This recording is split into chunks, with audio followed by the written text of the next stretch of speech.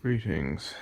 In this video I will be demonstrating the 8-bit machine interfaced with a brother typewriter. I have made a prototype interface card which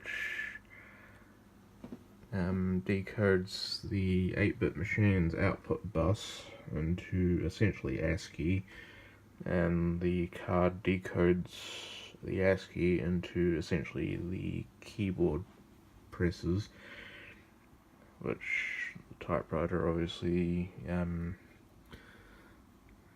responds to as key presses. In the memory of the 8-bit machine, I have a program that sends ASCII out to the typewriter and does an ASCII test. If I hit reset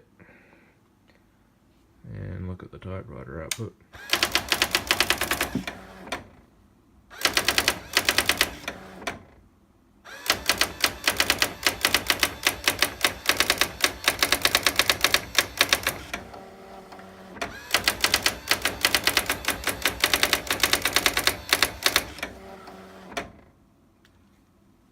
it does an ASCII test.